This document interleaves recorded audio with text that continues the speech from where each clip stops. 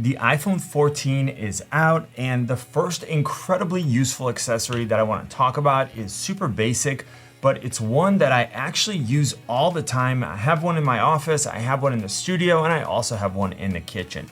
It's this very solid stand that I can adjust to point in any angle. So whether I'm at my computer working, if I'm in my studio filming, or if I'm cooking in the kitchen, I can always have my iPhone facing at the right angle. It's also great for FaceTime and Zoom calls because I can always get the framing exactly how I want to. And then finally, because wired charging is faster than wireless charging, with how this stand is designed, I can actually have the phone on it and I can still have it plugged in and charging, and again, still have full control over the angle. The second accessory is one that I add to every phone, but this year I did something different with the iPhone. So this is the ESR Kickstand Case with HaloLock, which is their version of MagSafe. What's really cool is that this camera bump actually pops out and then it turns into a stand. So if you didn't buy one of those stands that I already mentioned, this can actually really help. And of course, they also have a version of this case without this feature. Now, usually I get a case that matches the color of my phone, but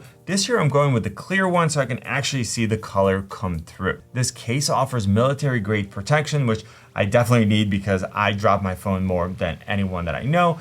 It has a scratch resistant back, which is key. And you can also see the magnet on the back, and it works with magnetic chargers and holders from ESR and from other brands. Now remember that if you get a case that is not MagSafe compatible, you could still use wireless chargers if the phone is laying flat on the charger. But if you're using a charger that uses a magnet to secure the iPhone, make sure that you get a magnetic case, and you'll see why this is important with a few of the other accessories in this video. Now, the next accessory, or I should probably say set of accessories, is the AirPods. Now, I just got the AirPods Pro 2 and I've been super impressed with them. I've had every generation of the AirPods so far, and the AirPods Pro 2 have the best sound quality, the best noise cancellation, and the best transparency mode. Plus, because of the new shape, they're actually more comfortable to wear, at least for me. And when I look at the entire ecosystem that I have, from my iPhone to my Mac Studio to my iPad Pro and my Apple Watch Ultra, it's important to me that I have headphones that seamlessly transfer from one device to another. Now, I also have the AirPods Max, which are excellent, and I usually wear them when I travel. They aren't cheap though. They're somewhere between $450 and $500 in the US. So while I absolutely love mine, you need to make sure that the ecosystem is really important to you, because you can get great features and great audio quality at a lower cost. Now, moving on, one accessory that I just started using, but I absolutely love, is this wireless power bank. There are two versions. The larger one is 10,000 milliamp hour and the mini is 5,000, and they're both MagSafe compatible. So they can go ahead and just snap right onto your iPhone. And this way I can have my iPhone in my jacket pocket while it's charging. I can even throw it in a backpack, and I don't need to worry about the power bank coming loose. I love the fact that there are no cables, and there's also a built-in stand. So if you don't end up getting a stand like the one that I mentioned at the beginning, you can still get this power bank to position your phone and angle it in just the way that you want. Again, if you're using a case, make sure that you get a MagSafe compatible case, otherwise it's not going to connect to the charger. Now, both power banks also have a USB-C port that you can use to recharge them, or if you want faster wired charging for your iPhone or for any of your other mobile devices. Next, Apple spent the majority of their last event talking about the camera systems, and I love the new 48 megapixel sensor on the Pro and the Pro Max models.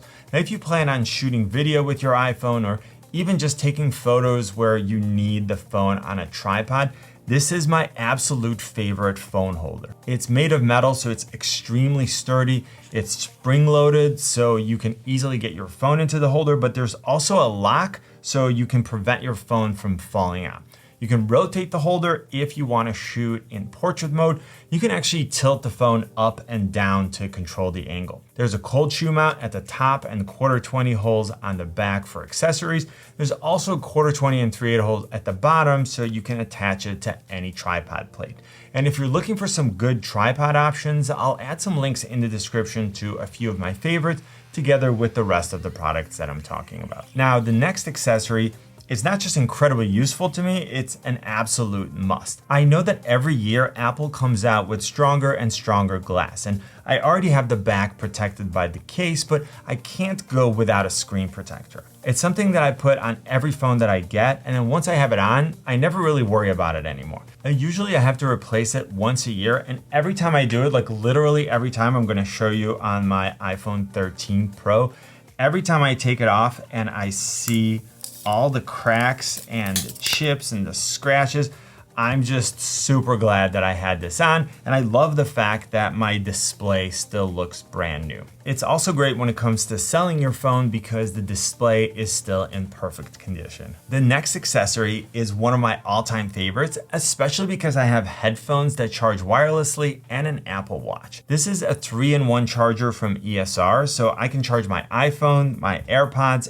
and my Apple Watch Ultra all at the same time. But the best part is that there's only one cable leading to the charger. So what they did was create a channel inside the base of the charger where you can very neatly wind the Apple Watch charger cable. And then there are both USB-A and USB-C ports on the inside, so you can use the older and the newer versions of the charger. Now, once you do that, there's one plug that powers the entire charger and you're good to go. Now, this charger also has a feature called Cryoboost, which is a built-in fan that helps dissipate heat. It keeps your phone cool, and you can wirelessly charge your phone faster than with Apple's official MagSafe charger, and you can continue to use your phone while you're charging without having to worry about it overheating. Now, I love how nice and clean this looks on my desktop. I'm actually planning on getting another one for my nightstand because there's even a night mode that disables all the lights. The next accessory is an absolute must if you play more demanding games on your iPhone. So when you push the graphics settings or the frame rate up, your phone heats up. And once it gets too hot, it automatically dims the display in order to let the phone cool down. So what I use is this Razer phone cooler Chroma, which is like a small fan that clips onto the phone. It works with or without the case, and then it runs off of USB-C power, so you can run it off of a power adapter or even one of those wireless power banks that I showed you earlier. It's got really fun RGB lights on the back, and I've used it for hours without my phone overheating. I can even charge my phone at the same time if I'm in the middle of a game and I'm about to run out of power. Now you should see how the iPhone 14 Pro Max compares with the Samsung Z Fold 4. Click on my face to subscribe. You know what I always say, buy it nice or buy it twice. Good luck and see you soon.